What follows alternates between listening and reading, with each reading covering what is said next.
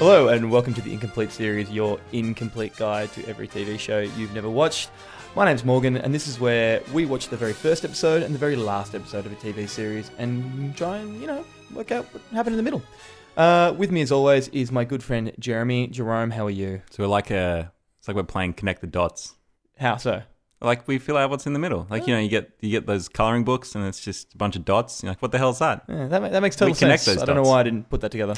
Anyway, Aaron, how are Clearly, you? you're terrible at connecting the dots. Please don't speak of Aaron. Aaron, how are you? That much is evident over the first 9 episodes of the podcast, Jez. Yep. Definitely colouring outside the lines. Yeah, he I'm well, Morgan. Thank Excellent. you. How are you? I'm good. And I'll also mention, even though people can't see it, you're sporting some of the new merch. Yeah, it fits a dream and it looks fabulous. How does it feel? Oh, it's excellent. You want to touch? Jez, have a feel. Jez, you touch for me. I'm sitting away from you, so. It feels like it should be an endangered species. I like so far that we haven't said what the merch is. We've just printed some TIS condoms. That's all. My new cock ring.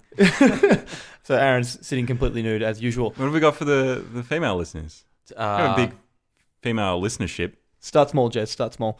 So we're just going to marginalise half our viewers with just only making cock rings? All our viewers. Speaking of marginalising, Jeremy is speaking over my introduction of Scott. Scott, how are you? Jeremy's just speaking over the top of everybody. I'm well. How are you, Morgan? I wanted to keep excellent. it consistent. Thank you, Jez. Thank you, Jez, as always. It's great to be here, and it's a very special occasion here. 10 episodes. 10 episodes deep. It's taken us... it feels like the first episode was yesterday. We were watching Jag. Aaron didn't have a microphone. Yeah, that's true. No, he was there. He just didn't turn his microphone on. Good times.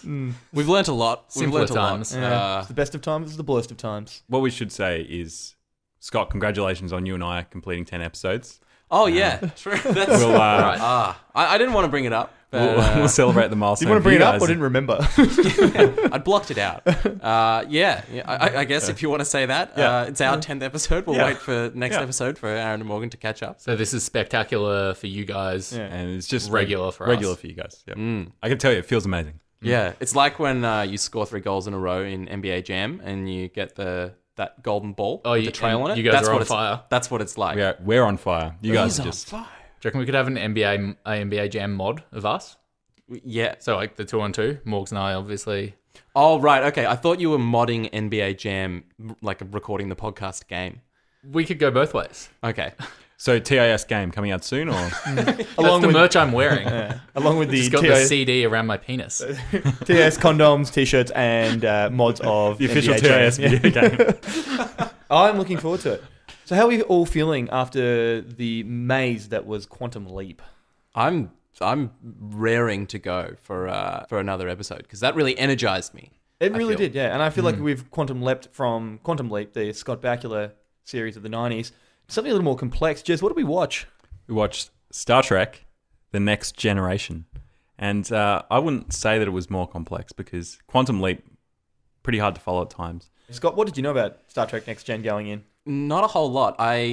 About a month or two ago, I got some free tickets. Me and my girlfriend got some free tickets to a symphony orchestra playing 2 Star Trek, like the whole series. No, they weren't just doing back-to-back episodes. They were kind of doing 176 episodes. You were there for 6 days. Yep. Just key scenes from all the different ones? Yeah. So somebody had made sort of like a mashup of, themes. So they'd have a bit where they're showing all the different races and all the different villains. Yeah, and, right. The Melbourne Symphony Orchestra were playing at Sydney Myer Music Bowl. So I saw bits of that, but that's pretty much all I've seen, except for, the J.J. Abrams movies. In that, did that scene where, like, William Shatner screams at Khan? Yeah, that was there. The one thing that I took out of it was that if I was a Star Trek fan, I would have been out of my goddamn mind because it would have been so good. What about you, Az? What did you know about Star Trek Next Generation going in? Not as much as I thought until I watched it and realized basically everything was in all of Futurama. They are heavily linked. Oh, so yeah. I mean, it's, naturally. anything Simpsons or Futurama always. Yeah. As in like the plots or just the references, characters? A lot of the themes and like the types of characters they have and a few like small plot lines that were mentioned and stuff were directly in Futurama. Lastly, Jez, I don't want to skip past you. Did you know anything about Star Trek Next Gen going in? No, I did not. Okay, excellent. With all that said, let's jump into episode 1. Make it so. Space. the final frontier. These are the voyages of the Starship Enterprise. Its continuing mission to explore strange new worlds, to seek out new life and new civilizations, to boldly go where no one has gone before. That was Jean-Luc Picard, captain of the Starship Enterprise, who leads his ragtag crew on space adventures. There's Lieutenant Commander Data, an android with an enormous memory. To seek covertly, to go stealthily, to slink, slither. Exactly, yes. Glide, creep, skulk, pussyfoot, gum, Yes. shoe. Counselor Deanna Troi, a psychic who provides incredibly valuable information by sensing others' presence. Very, very advanced, sir, or certainly very, very different. As well as Lieutenant Worf the Klingon, Lieutenant Tasha Yar, a human, and a bunch more. While on a mission, they're boarded by a trash-talking thespian. Thou art notified that thy kind have infiltrated the galaxy too far already. Thou art directed to return to thine own solar system immediately. Really overdoing it. He shapeshifts into a 1950s general and starts slinging shit at humanity. But you can't deny that you're still a dangerous, savage child race. His name is Q. We learn it's roughly 400 years since the 20th century, and he wants Picard and his crew to answer for all of mankind's wrongdoings. The powerful Q teleports Picard, Data, Yar, and Troi into a bizarre court scene from 2079. Q is judge, jury, and executioner as he puts them on trial. He's not playing fair though, and it seems he's basically just fucking with them. Soldiers, you will press those triggers if this criminal answers with any word other than guilty.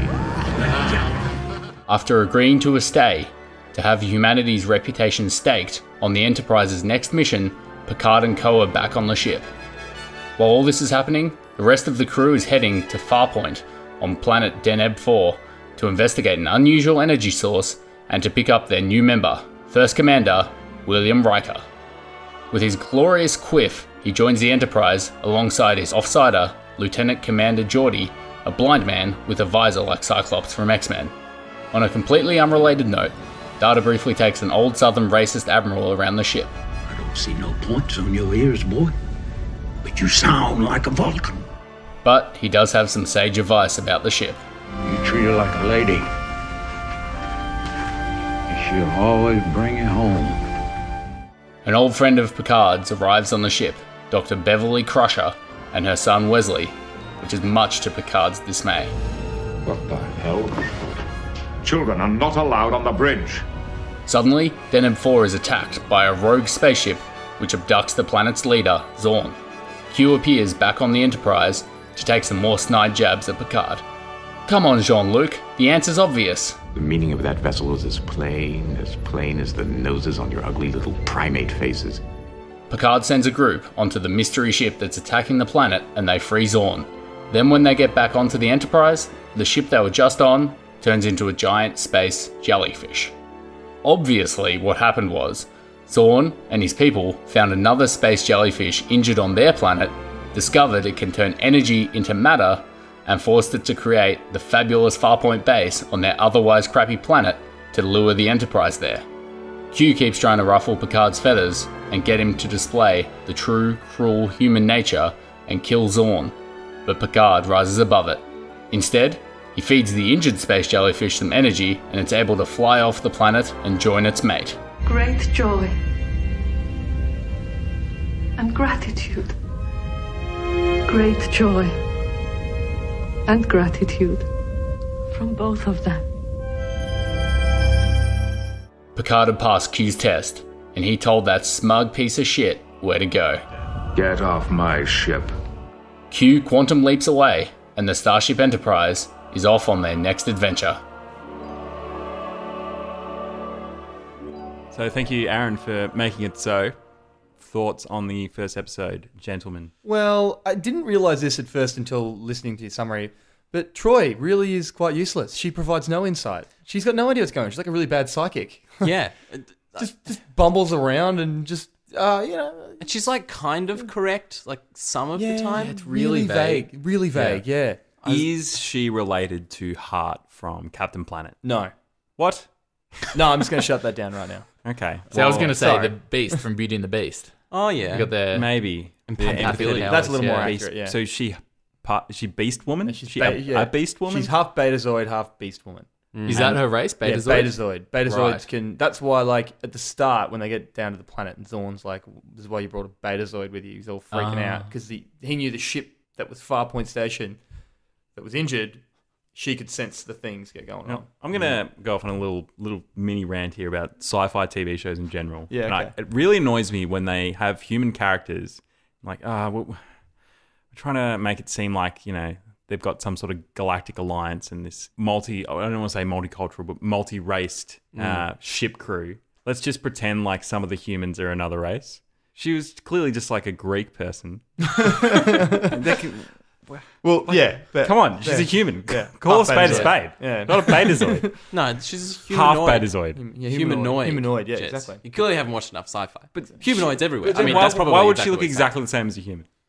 I don't know. At least give her That's- pointy ears or like a little. Maybe there was weird some nose or crossbreeding something. at some point. No, I don't. But to get back to the start with Q, Q comes in, instantly a really annoying character, but also, like, I don't like that character straight off because it's just kind of like a bit of a zero-sum game. Like, he could just wipe him off the face of the earth. There's no balance between that. It's his choice, his discretion. And that kind of annoys me. And what's sort of going on? And his balance between, like, philosophy, but then with no logical element whatsoever is so infuriating. Yeah, exactly. Like, it's so hard to even, like, entertain the thought of what he's talking about, which is, like, probably a pretty valid point in the Star Trek universe. Like, oh, well, humans are terrible and blah, blah, blah, blah, blah. But it's just so flippant that And it just... in that courtroom scene, he just goes from one extreme to the other, like trying to run it as a court and have them answer for crimes. But then he's just like, no, you're guilty. You're guilty. Yeah. We sort of talked about this pre-podcast. I didn't want to get too far into it because we all noticed it, just how... There's that scene just in the engineering deck, and there's a guy, he just wasn't wearing pants. Yeah, he was wearing one of the women's outfits. Did anyone else think that, like, I think, they ran out of just the regular Spanish outfits. Said, look, just go with this, and it's just going to be like, because it doesn't matter. Like, there's no gender. Yeah, there's no gender assignment in terms of our outfits. Is that where Look you ridiculous. said after watching it, a lot of the Futurama references made sense? Who's the guy in Futurama that wears the Zap Brannigan? Yeah. Very similar. So for those listening at home, very similar to Zap Brannigan in this get-up. Maybe he turns into a main character. Maybe he turns into a reckon? main character later Skirt on. Man? Skirt Man. Let me have a look through IMDb. Skirt Man. So intergalactic space jellyfish that can turn energy into matter. We were saying before about, a lot of sci-fi TV shows and movies have, taken inspiration from Star Trek. Avatar ripped off the space jellyfish's way of bonding. They get their little tendrils and they wiggle them together and have space jellyfish sex in front of the crew after they get reunited. Avatar's like, fuck, that's James Cameron sitting at home watching this. So, When they feel great joy and gratitude. yeah. Is that the way that jellyfish mate, though? I don't know. Like I don't actual think so. jellyfish? I wouldn't care to speculate. I'm not I just stumbled on this line. Yeah, that's my favourite line. And I don't know. I think they just do like fish just do weird ocean shit. Remember, Yeah, like, weird. And It's more just like floating eggs. And, and then they inseminate the eggs. So they were just doing You weird. can do that in This space, is why I don't though. like the There's ocean. similar lack of Buoyancies? gravity. Yeah. There's Have gravity some in the space ocean. eggs. No, I hate to but, break it to you. you can have stuff floating around in I know what space. you mean. Yeah. You They can can float in transfer both space. energy into matter, Jez. I'm sure they can inseminate some eggs. It's true. They can create beautiful bolts of fabric. I wonder if in between, like in just episode to episode, they just fly past a space jellyfish. Like, are there other animals? Are there like space sharks? Space? no, I don't. Toads. I think there's only 2 space jellyfish. Like a And space that's it. hawk. Space hawk. Yeah. Probably the name of a different TV show. Can we watch it? Yeah, we can watch it. It sounds like the sort of show that would have Hasselhoff as the lead. Yeah. Or be directed by Donald Belisario. Hopefully both. Come around in like 92 after Star Trek was really big. Yeah. And he Try and jump on there. It's only shot at night. Space Hawk Nights. No, I want to be more specific about Patrick Stewart. Oh, sorry, Jean-Luc Picard's crippling fear of children. Yeah. Yeah, he's like Sam Neill at the start of Jurassic Park. Really hates kids. Yeah. He flips out when he sees Wesley. Hey, what the hell? There's no children allowed on the bridge. Maybe he's just not a Will Wheaton fan. I'm not much of a Will Wheaton fan. Yeah, we didn't mention, but that was Will Wheaton playing young Wesley. To be fair, say you were the commander of some sort of naval vessel in wartime, and you're conducting war-based maneuvers. I don't know. I'm clearly not down with the military jargon. Despite all the That's what your problem is. And then a kid just appeared on the bridge. You'd be like, maybe get this kid out of here. Yeah, no, that's a fair point. So I don't know that he's got like a fear of children. Aside per from the fact that his first conversation with Riker was saying, "Can you please go handle this situation for me? I don't want to talk to these children," when they're trying to evacuate the crowd. Okay, so maybe I don't deal with kids well. Maybe he was a child once. No, I don't think so. If you look at Patrick Stewart, I don't think he was born that way. He did not age. No. Okay. Well, would he have been born then, or would he just sort of appeared? Appeared via some sort of anomaly. Okay. He was born immediately before that episode took place. That's why he doesn't have any hair. Okay.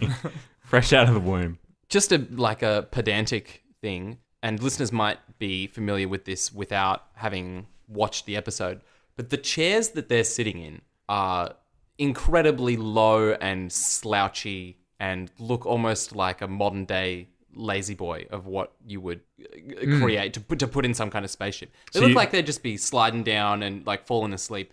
Every day would be like that scene in Austin Powers where Dr. Evil's like in that clear plastic suit and he's just like sinking down, just trying to slides off the chair. Yeah. Yeah. Imagine the compo claims because of all the amount of Starfleet captains that have done their back and just they need like a Starfleet union. Yeah, surely. Too many because they're like wrists are on weird angles with the desk. They get an RSI and the non-ergonomic chairs are just like folding them in half or they look comfortable if you're trying to for lounging sleep on a plane. Yeah, but not if you're trying to traverse through a black hole, hit warp 9.3 or whatever they hit. Not ideal, and also there's only the 3 chairs like in the middle, two for the pilots, but then like the other people have to stand up. Like you could put some chairs so people sit down the back. It's not gonna. Second in command is always. Or third in command or whatever, always has to stand. They're always standing up the thing, but it's always like brace for impact. Well, what the hell am I going to do? I've got nothing to hold on to. You guys can sit down. The walls are always like really smooth as well. What do I hold on to? Yeah, like, and no matter like that many ensigns were killed, like through. I mean, just imagine the amount of ensigns they turned through in that show. Put in a couple of seatbelts. Yeah, it's not going to kill them. Somewhere, at least like a brace like bar. a rail to hold on to. One rail. We do need to unionize. We need to unionize. There are some serious issues. I think you need to set up a union as an ensign, especially in like the engineering. Because imagine that, like we'll leave the speculation later, but like there's some engine stuff going on. Imagine all the radiation shit in there. Like, true. And if they're not putting up like something to lean on, like in the bridge, imagine the safety things going on in the Starfleet engine rooms. Asbestos compo claims times a million. I don't think we put asbestos in the Starship jets. Come on. No, but I mean like worse. Space asbestos. Actually, you're right. Space asbestos. So at one point, the Enterprise, they've got like a section that undocks from the rest of the Enterprise. It splits into like 2 ships. Yep. And they go off to meet Picard and others go off to meet Q. And then Riker comes on board and Picard asks him to dock the ship back onto the main bit of the Enterprise. But like he can't use the automatic thing. He asks him to do it manually, which it seems to be like this huge, like really difficult thing to do. And then he goes to the deck and then basically proceeds just to tell them to dock it. And that's the manual dock procedure is like up, forward, now dock. Like that's like he's not looking at any numbers, no figures. Hasn't he any he's looking at it like a shitty screen in front that's got some kind of diagram of how to dock the ship. What doesn't he get data to dock it? He's an android. Yeah, he does. Yeah. So that is not the manual way. So an android, it gets automated anyway. So it tells a robot to use a machine to do it. Yeah. Why can't they just do it automatically? It's a test. What do you imagine if he fails that test and like it crashes the 2 parts of the ship into one another and they're like what would be trillions upon trillions of dollars worth of Starfleet money gone. Not to mention the horrific loss of life. From all the civilians on the saucer. Just because fucking Picard wanted to have a pissing contest. Yeah. On Riker, I want to talk about the Riker facial hair situation from episode 1 to 2, or 1 to last. That's probably a good. Should we leave that for the episode 2? Or? Yeah, perhaps we should hear about episode 2 first before we jump into... Hear all about that facial hair. Okay, well... Spoiler alert. Yeah, we'll just start off with Episode 1, Season 1, Commander William Riker is clean shaven. Clean shaven. And I've got a few things. I've got a few notes about that. So Okay, that I want to. That's some good sizzle. The suspense. Yeah. After 7 seasons of The Next Generation, we find ourselves at Stardate 47988. We're aboard the Enterprise right when Worf and Deanna are about to get their interracial mac on, when Picard bursts out in a stunning pajama top, revealing just enough skin to get your motor running. But it's not happy news he's come out to tell us. I don't know how or why, but I'm moving back and forth through time. Picard explains to Deanna that he was in the future. Mid-sentence, he is transported into a vineyard, tending to the vines. He's 25 years older and suffering from a degenerative disease called Irremotic Syndrome. Soon after, he time jumps to the day he first boarded the Enterprise, 33 years earlier, and then back to the present day, where the crew are investigating a spatial anomaly in the Romulan neutral zone. Constantly jumping between the 3 timelines, Picard needs a friend to help him figure out what's happening. I want to see Data. Data? Why? Because I think he can help. Help how? I don't know! I want to see Data. Picard visits future Data at Cambridge and gets into a seemingly pointless spat with a tea lady. How'd you like your tea? Tea? Earl Grey, hot. Of course it's hot. What do you want in it? Nothing. You said this is Earl Grey. I'd swear that it was Darjeeling. In the past timeline, Picard notices that they're at a point in the original episode where they were interrupted by a familiar character. Who, sir? Q! We're here! This has gone on long enough. That's right, everybody's favourite thespian judge / sassy overlord from the first episode.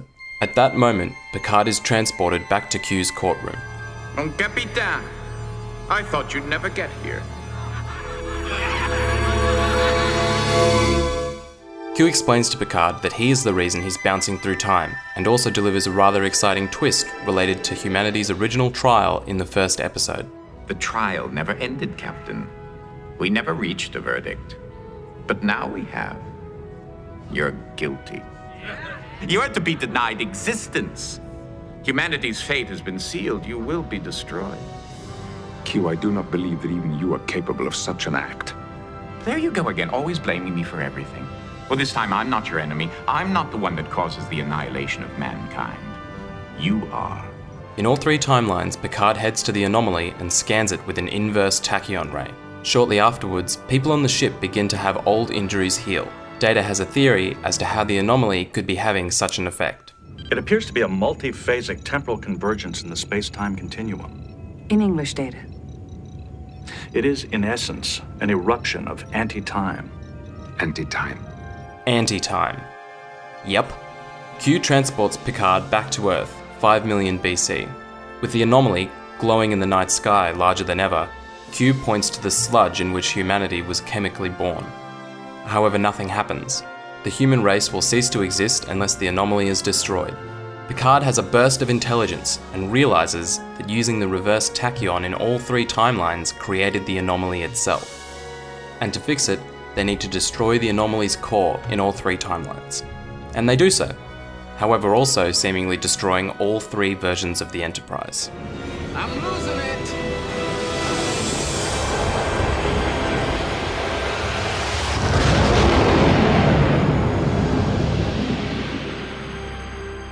Jean-Luc finds himself back in Q's court. Q informs him that he managed to save time itself and the human race. Q admits that he was directed to give Picard this task by a group called the Continuum, some unexplained higher power. And he reveals one last piece of the puzzle. You just don't get it, do you, Jean-Luc? The trial never ends. We wanted to see if you had the ability to expand your mind and your horizons. And for one brief moment, you did. That is the exploration that awaits you. Not mapping stars and studying nebula, but charting the unknown possibilities of existence. Jean-Luc returns to the present day in the same saucy number from the top of the episode, and tells the crew of the quasi-solo adventure he just completed that only he can remember. Over a card game, the crew deduced that Picard told them about his adventure to bring them all closer together. At that point, Picard joins the poker game for the first time and comes to his own realization. And that's all she wrote for Star Trek The Next Generation.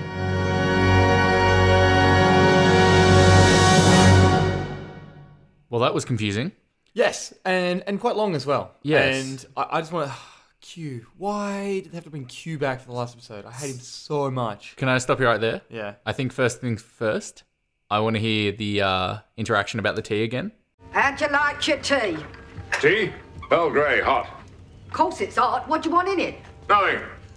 You said this is Earl Grey. I'd swear that it was Darjeeling. Why is he so hung up on the tea? Why does he care? It doesn't make any sense. I loved old Picard was the best of the three Picards. It was pretty great. Just going full senile, just yelling at everyone. And the thing is, keeps trying to sell that he's not senile, but not selling it by getting more worked up about how... Where's Data? I want to see Data. I want to see Data. I also love how Patrick Stewart, he already looked really old / quite... Well, looked really old. He's ageless, yeah. Yeah, he is. That's the thing. You stick a beard on him and suddenly he looks 20 years older and you like, I don't know, take it off and make him a little bit more tan and suddenly he looks 30. And like, you haven't really done... It would be like makeup artist's wet dream. He's a blank canvas. But very confusing episode. Yep. I think the second highlight after the tea gate was definitely the Just for Men look that Data was rolling with. Yeah. Oh, yeah. Just a big old streak of grey. That's anti Just for Men. Just for Men's whole mission statement is to stamp out greys. If he's using Just for Men, then Just for Men have failed. That must be a Cambridge thing. You think? I think so. Very distinguished. I think he's going for the distinguished look because he is a learned scholar. Yeah, the grey streak through the hair and skin like he's been spray painted gold. He's sort of green at the start, his skin. Yeah, it's very strange. I don't know. I guess he's an android who can do what he wants. Was that his choice? Did they make him like a perfectly looking human? Do they have like change rooms? But then he was like, nah, I want to change it up. So use the gold. For example, when Data gets home at night, does he sort of take his human skin off and then he just picks out from his wardrobe of like human skins and outfits and just chucks it on? Evening face. Yeah. Yeah, it's like a fancy evening face with a moustache maybe. Goes on android dates. I don't know. I'd say probably not. Probably not. I'm on board, I reckon. I'd say probably not purely because he always sticks with the same Brent Spiner look. But think of how... It's timeless. Well, that's because it's the same actor. But think of how obsessed we are now as humans with phone covers, etc., accessorizing our technology. Why wouldn't we do that with androids? Well, I'd say it's up to him. He's his own individual. Yeah, but we created him. He didn't create himself. But he can make his own mind up now. Yeah, so we accessorize our androids. I don't think How is that so hard to believe? But he's the only one of his kind. Why is he the only one? I've seen bits and pieces of this show, so I know some things. All right, give us some theories. But I know he has a brother that surfaces in the show a couple of times. How is a biological brother? Well, I'm assuming brother, the brand of printer. I'm assuming. I think it's the latter. It's like the brother's name is Law. I saw a bit of an episode, and I IMDb'd it as I'd love to do, and Law's evil basically. Evil twin brother. Yeah, evil twin brother. Yeah. Does he got a moustache? Yeah, like little curly one. Only in the evening. Okay. And he's only at night. But why wouldn't that really confuse me? Why wouldn't they have more Datas? Because obviously he's incredibly useful. He's the most useful crew member. Guy could probably have say. Yeah, whoever the creator was would have made a shit ton of money. Exactly. Just mass producing Don't Datas. make it one evil one and then blow your whole business. Maybe they're afraid of the singularity occurring and like machines taking over. I feel like they've probably got. And they've already created AI. Why would they like? When you're they're past dealing the with tipping point. the continuum just and roll Q. with it. Yeah, but if they made two, one of them was great and the other one was evil, hell on earth. Yeah, I don't think he'd be very keen to make another one. Like, maybe he had some control. He just like dialed up the evil too much on one. Had it switched on evil. Yeah. That's the problem. Just switch it back. Yeah, that's the problem. No, I think putting an evil switch. That's the that's your problem. Engineering 101. I want to jump into speculation if we can, as we may have noticed in the future timeline, Mrs. Picard or the former Mrs. Picard. I think the reason they got divorced, and here's my theory. You may notice that Wesley is no longer, Beverly's son is gone. My theory is they got married and they were on the Enterprise still, and Picard's still the captain, and Beverly Crusher, she's still the doctor. Is that based on Picard's crippling fear of children, he had Wesley vented out of the ship into space because he was so scared of him and didn't like him being around. So he had shoved him vented. into the airlock. Yeah, had him vented, and that's why she divorced him. Did he try and cover it up and make it look like an accident, or he was frank about it? He's like, no, I don't do kids. So just you knew this about me. So they got married, and then within 2 days of being married, he had Wesley vented, and then they got divorced pretty much straight after. Yeah, but she kept his name. I'd say it was like he tried to cover it up, and he did a really good job of it. She still found out. She's like, oh look, it was a pretty good attempt at covering up. I'll keep your name. I'd say something. Why would you? Props on the attempt to cover exactly. up. Why would you? I admire that. Why would you take his name in the first place? So last name was Crusher.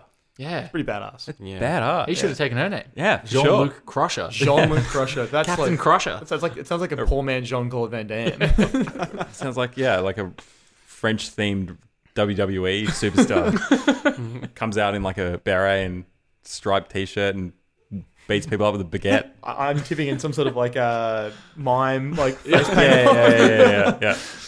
And this is also supposed to be in the future, where like I wouldn't think that wives would be taking husbands' names in 20,000 whatever year we're in. Seems like a strange tradition to hold on to. Yeah, it is a little bit. Yeah, they've got all sorts of interspecies relationships now. Worf has no problems jumping species. So he would have mucked around a bit, I reckon. He would have been a bit of a deviant on their travels. Because they clearly would have come across a lot of like foreign alien species, and Worf's...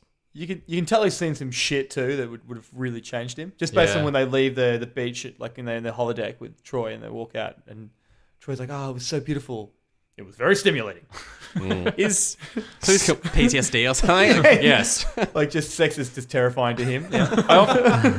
I often wonder when you... Once you've had sex with the space squid, you just don't go back. I guess it'd be hard to one up that. Is he considered attractive for a Klingon, or like just run of the mill? Like, is he a catch for a Klingon? I can be ruggedly handsome. I think he's ruggedly handsome for a Klingon. Yeah. Definitely rugged. Yeah. Also, he's well travelled because he's a Klingon working for the Starfleet, which is a human organisation. So he'd be a desirable Klingon. I think so. And not only that, I doubt there's many. And they say that the Klingons are like our enemies I'm saying us as humans. Enemies in that future. So I'm tipping that there wouldn't be a lot of Klingons cruising around in Starfleet. So he's a defector. Yeah, maybe. Something like that. Okay. Kind of like Spock is. A defector? No, I think... Because the Vulcans, which is Spock, they're like the humans. It's like the Starfleet's like humans and Vulcans. It's like like the Bloods and the Crips. No, the opposite of that. Like, they're oh, my bad. There's like a blood feud with those. You're more like cowboys and Indians. Yeah.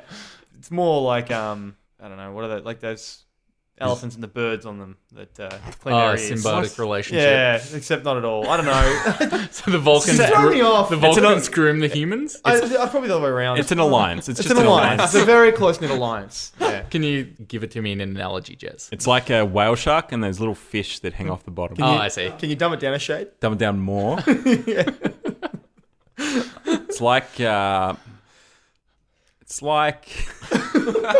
mustard and ketchup. That's a good mix. Good mix. Yeah. It's a winning combination. Winning combo. What's that in English? It's like jam and crumpets. Now you're talking my language. That's the perfect symbiotic It's like relationship. Earl Grey and hot. Oh, that's the other thing I want to talk about. We didn't get to speculate on. At what point did Riker get a beard? And was it addressed? You clearly feel strongly one way or the other about it. But which way is it? Do you like the beard or do you not like the beard? I am on Team Beard. Okay. I'm Team Beard. Clean shaven. You would say that. Yeah. You've never had a beard in your life. I don't know what it's like, and they scare me, if I'm being honest. Is this why you're sitting so far away from Aaron? Yeah. Oh, all three of you have far too much facial hair for my liking. So he had a beard in the present timeline of the last episode, and then a grey beard in the future timeline. Everyone had grey beards in the future timeline. And I think the easiest reason... way. So you go to the wardrobe department. Hey guys, we need to... we're doing this scene where it's 20 years in the future, so can you just sort of make them all look a bit older? Yeah, we'll just give everyone, all the women, all the men, grey beards, everyone. Make sure you give Patrick Stewart an Amish grey beard. Sorry to interject, Aaron. That's fine.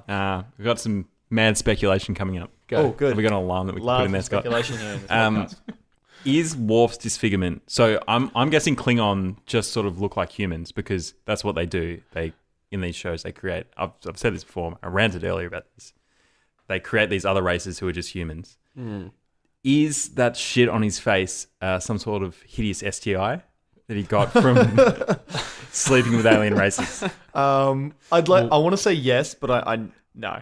That's what, how do you know that's that? what Klingons look like. They look like that. If you've seen the they're movies, all sexual deviants. That's true. Maybe that's like some sort of weird like born disease because from just all the being sexual deviants and just sleeping around the galaxy, they've just created some sort of super virus. Well, like, are you saying that the Klingons are less a race and more like a club of people club, that like a look at the STI, like a leper colony, like lepers? Yeah, they're lepers.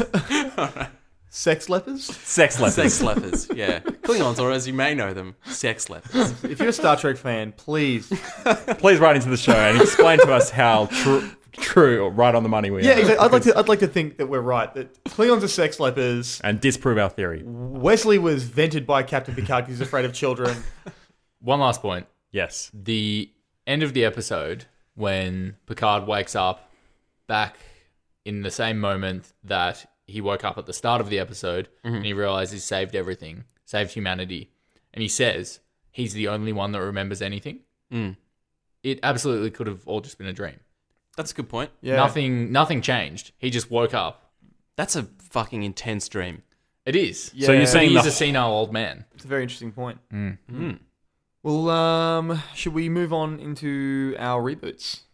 Why the hell not? Morgan, make it so. Make it so cool. All right, well, look, I'll jump in first. So mine's a bit of a prequel. Prequel to Star Trek Next Gen. But not a prequel to regular Star Trek? No. Just a prequel to Star Trek Next Gen. Okay. So this is back when they're at college. When Riker's there, he's captain of the football team. You know, he's head of Enterprise House. Yeah. And in Enterprise House, you've got Data and LaForge. He's a girl that he's in love with on the side, which is Troy. So you know, and Enterprise House, they just like that pranks running riot through Starfleet Academy, and they prank the dean, and they send him into a quantum matter driver, whatever the hell that is. They made it up, and they send him into a different plane of existence, and he comes back as Q. And so the dean was Q, and they create Q by pranking him. And that's why in the start of the episodes of the Star Trek series, Q comes back for revenge. Because he's now like elevated to another plane of existence, but he comes back to prank them. So Q will be played by Will Ferrell. I didn't like the actor that played Q. He really irritated me. Like, really annoyed me. He's a very irritating man. I did not like that. John Delancey. I will look out for his work, and I will be giving it all 1 stars on IMDb. Will Ferrell could do that, like, big, rambunctious kind of... Yeah. Yeah, he was, Lego Movie. Yeah. That. He's great. And Megamind. Yeah. I think Q was meant to be a really mischievous character, but John Delancey made him really flat out annoying, and I just wanted to punch him in the head. Yeah. Whether or not if he was trying to do that, spot on. I get Morgan to punch you in the head. Riker, you can't go past Zac Efron as a college Riker. Beard, no beard. Goatee. Oh, it's a real dirtbag. But like just like the under goatee, no mustache. Yeah. It's college. It's captain of the football team. Reich Dog. Data, Adam Driver. Just slick that hair back, paint his ass white. Toga parties would be hilarious. LaForge, just Michael B. Jordan. Can't go past college Michael B. Jordan. And Troy, I just kind of struggle with this one. I went Alison Brie for Troy. Sure. So, what's it called? It's called Star Trek Academy. Nice. Yeah. Star Trek Academy. I'll watch that. Nice and simple, but you know, I think it lends itself to it. Movie. I reckon movie. Yeah. Could make the show. That's a college movie. Yeah, nice. And then it sets up a nice prequel to it's the sort of thing you could watch after you've seen the Star Trek series. And go, this is where it's all began. Jean-Luc Picard. Not in it. No. Well, obviously Patrick Stewart's going to be in it. And but he's not a big character. He just kind of because he gets introduced. Yeah. He's not really a big character. Yeah, he comes in for no. Like he's a big character in Next Gen, but for this one, he just kind of comes in. They're setting him up. Like he comes in for a seminar, and he's ageless. I can't put. What would you just have to get Patrick Stewart to play the college version of himself? Yeah. Jazz, you don't understand. He walks through the back of shots in like a skirt. That's how he. James McAvoy's played young Patrick Stewart before in X-Men. So but which I think is a horrible miscast. But he doesn't fit in with the college age. Fair enough. So that's why he didn't get the mention there. But he's ageless. Right. So how can you say he doesn't fit into any particular age bracket if he's ageless? He's clearly older than Riker. Prove it. Their ranks. I don't know. the Amish beard in that last All right, episode. I'll- Let's just leave it there, okay? Star Trek Academy. I'll stop giving you a hard time. Thanks. All right, well, I'm going to go now because we've walked very similar lines, you and I, Morgan. Oh, again. Again. We've done this before. But I'm with you, Jez. Jean-Luc is ageless. Yes. So he is playing a teenager at high school. So my theory was that why he hates children so much is he had a very difficult time at school because he always looked like a 60-year-old man. He just could not get along with anyone at school. Kept trying to kick him out. And I couldn't get anywhere with any of the girls. I'll go into it now.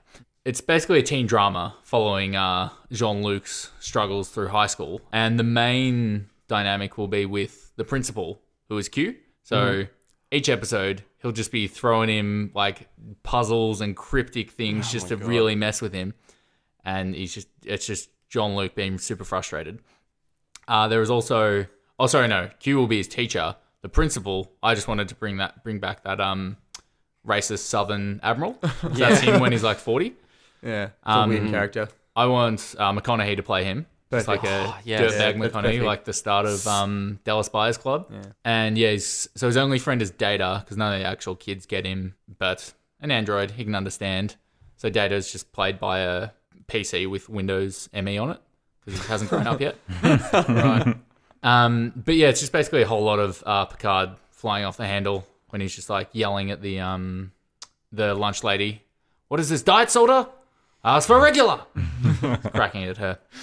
And each episode would kind of end with like a bit of a moment like the last episode of actual Star Trek Next Gen, where after tormenting him the entire time, Q will just like lay down a bit of knowledge, a bit of wisdom to just keep him coming back, keep him on the line. Nice. It really reminded me of just like E.T., where he's like, remember Jean-Luc, I'll be right here. Anyway, that's called Star Trek The Previous Generation. Oh, okay. In brackets, the one before the next one. Okay. I thought you were going to call it Picard Creek.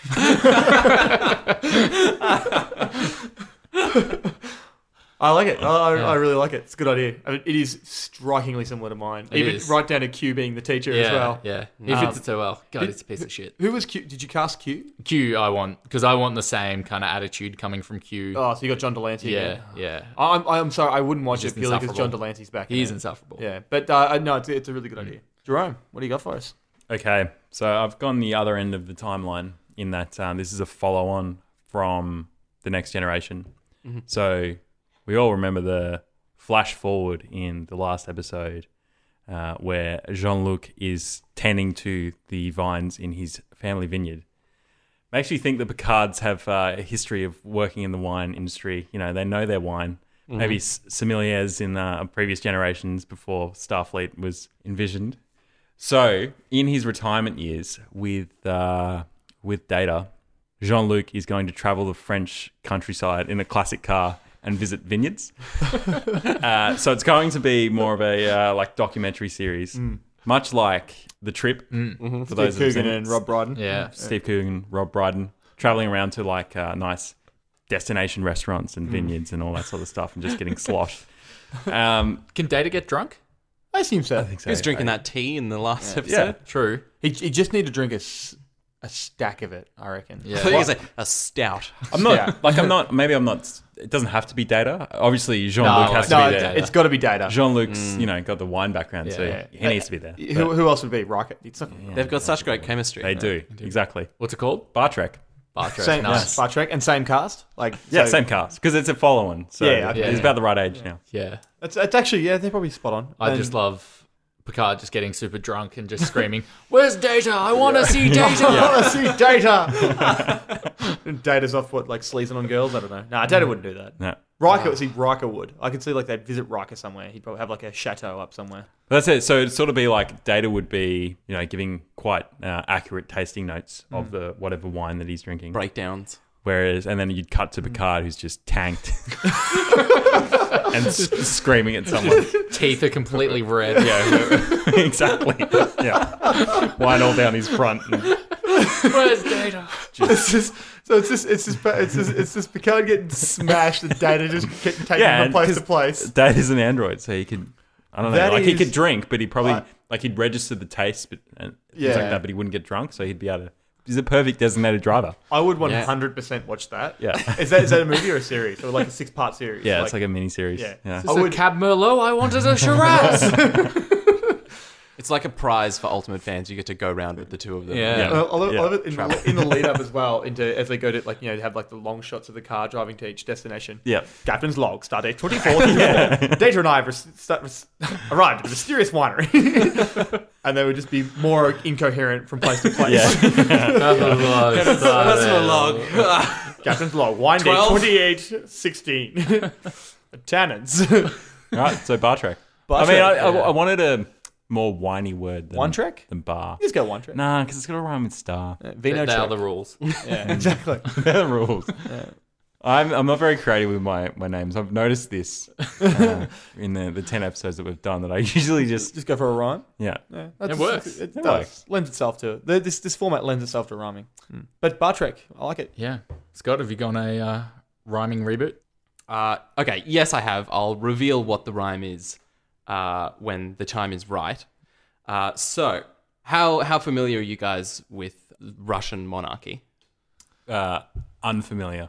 I know Tsars and Tsarinas. Medium amount, but take us through it anyway. Rasputin. Okay, so the last emperor of Russia was Nicholas II, who was executed in 1918, and then from that point on, they became like Soviet Russia, and they were no longer under a monarchy. So in 1918, Nicholas II was executed, as well as his whole family. 29 years and a half later, a nebula halfway across the solar system is born, creating a small but intense burst of energy. Traveling 3 million light years across the universe, the beam is about to hit Earth when a 500-kilogram structure gets in the way. Sputnik 2. Upon impact, a chain reaction takes place. As Sputnik was sent into space to mark the 40th anniversary of the Bolshevik Revolution, which is when Russia stopped being a monarchy, on board the vessel, they stored the frozen brain and decapitated head of Nicholas II, the last leader of the Russian monarchy. So the beam passes through the ship and dissipating on the other side before it hits Earth. But before that, it hits one other object. Do you guys know what was aboard Sputnik 2 at that time? It's like a dog? It was a dog. Laika? Yeah, Laika. So the beam goes through both of them and essentially transports the brain into Nicholas the dog? II's brain into the dog Laika, who then begins to wake up, realize where he is. It's not 1918. He's not in Russia anymore. He's aboard Sputnik, and welcome to Tsar Trek, the next revolution. So essentially, I think from here on out, he's just going to be traveling around in Sputniks, takes it off the grid, finds out that off the leash. That can be in the square brackets. Yeah, that's a sequel. The terrible sequel. Finds out that Russia's no longer a monarchy after he's been executed. So then goes out to explore the rest of the solar system. But all the other alien races are just making fun of him because he's a dog. So then he's and he's got a shitty vessel. Yeah. Oh yeah. It's not great. Sputnik 2 is not great. Enterprise is fair bit more advanced than they'll 1958 Russian rocket. Much nicer model of the Enterprise. They got more chairs in Sputnik though. One more comfortable. It's no chair, it's just a dog bed. Yeah. So he goes out, but then they just make fun of him and dismiss him because he's just a primitive animal. So then he's trying to incite an uprising in the greater galactic colonies. Can he speak human or does he just bark? No, he just barks. Okay. So do we hear an inner monologue? Yeah. It's sort of like Captain's Log style. They're all in barks? Yeah, all in barks, but like a Russian kind of bark. I don't know what a Russian dog sounds like. Do you have any recast? Do you have a dog in mind? Because you still hear him in English, or I guess I assume that we're aiming towards a Western market and it's not all going to be Russian. Or dogs. Yeah, they're a hard market to hit. Yep. So any old dog will really do. I think it's like a Samoyed cross terrier. So okay. But I was thinking about the only recast that I really wanted was for the voice of Nicholas II, which was going to be Christoph Waltz. Okay. Oh, nice. Doing the Captain's Log from inside Sputnik. Yeah. Sputnik 2, sorry. Sputnik 2. Okay, so is this a movie? I was thinking it was like a web series. All right. Where you kind of go out 10-minute episodes. Yeah, I was going to say, if you're trying to go movie length, like Next Generation, you'd struggle. Yeah. I do like the idea of like a big monologue of the captain's log building up to like a impactful speech to incite a whole community, a whole civilization, and then it's just the dog running up to a crowd and just barking, and just looking around like, are we doing this or?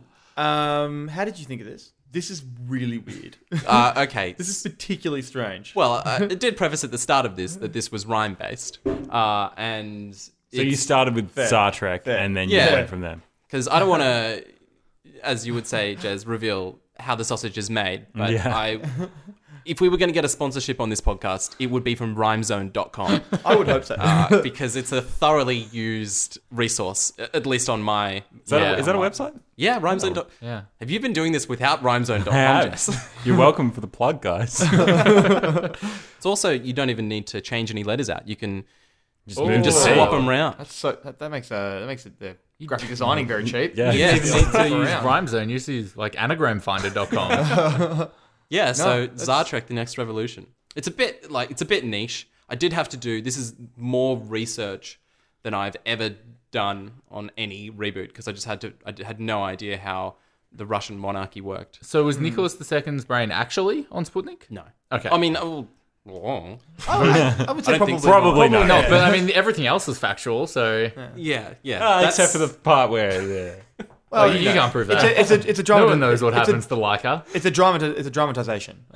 People do know what happens when a nebula's born, and I'm pretty sure a beam doesn't go 3 million light years across the universe. But I took some science liberties. It's more phi than psi. Let's be honest. Heavy on the phi. Well, it's strange. Yeah. Okay. I feel like I'm I don't hitting get the it. strange market every episode. I don't have much else for you either. Yeah, I got also for you. At least it wasn't a student's prequel. I'll give you that. No, that's true. I think I'm glad you went away from that, considering we went. I went so far away from it. I think the one thing that definitely with your last few, no one is getting even close to what you were doing each time. That's a win, which is a good thing. I'm not saying that this was bad or the I'm on others the wrong are podcast. bad. Is that what you're but trying it's to say? but they're always so different, which I love. The wild card. Yeah, it's the real wild card. Whereas Az and I are just in classic fashion. Aaron's copying everything I do. You've synced up. my life. You're hanging out too much. Clearly. Exactly, but it's always like 20% different. College, high school, unbelievable. Cool. So, final thoughts on Star Trek: The Next Generation. I personally, I liked it. It's pretty hard to go in cold the way we did. Yeah, it was very jarring. Yeah. Jez, what were your sort of closing thoughts? I mean, you know enough about the genre. It's pretty clear how influential that has been. Yeah. I don't know if it was that iteration of Star Wars in particular. Star Trek, sorry. Yeah. This is the first one. First one? That's good. Yeah, first that's one. not bad. How influential that show and Star Trek in general had been on like the TV sci-fi genre. Yeah. I don't know. I get distracted with shitty CGI too easily for me to ever get fully immersed in a Yeah. So you really can't watch TV any sci-fi sci-fi. pre-2000. I don't know. I feel like movies went for practical effects more than TV shows did. Yeah. I think the original Star Trek was practical in that they had I'd probably do better with that than I would. ships that they'd built, like little tiny ones. That Yeah, were miniatures. I don't mind watching that. I didn't think Just shitty CGI just really takes me out of the, Yeah, I the think zone. that's the one thing, because I've seen bits and pieces of it along the way, and the last episode is significantly better than just the general. I mean, it's not great, the CGI, but it's significantly better, and even the sets and things like that are better. Yeah. It's quite crude early. Yeah, I mean, it's not a terrible show. No. By any stretch of the imagination. But it's just a bit dated now, I think is the thing. Yeah, And which is the that's- problem. It just doesn't age well. CGI ages horribly. No, I'll be no. saying the same thing about movies that are out now in 15, 20 years. Yeah, but I think it's in particular that issue with sci-fi shows. Yeah, Like, because they lean on it so much. It's like an integral part of the... Absolutely, yeah. As what about you? What were your sort of closing sort of final thoughts on that? Well, from what Jez said about how you can tell how influential it was, I feel no urge to watch it because I feel like I know exactly what you're getting from it. Yeah. You've seen like where it's reached, the influences it's had. Yeah. So you kind of know what it's going to get. I'm not a big sci-fi guy either, so No, it's fair. I'm not going there. Yeah, no, that's understandable. And it was so long. I'm so tired. What about you, Scott? What did you think?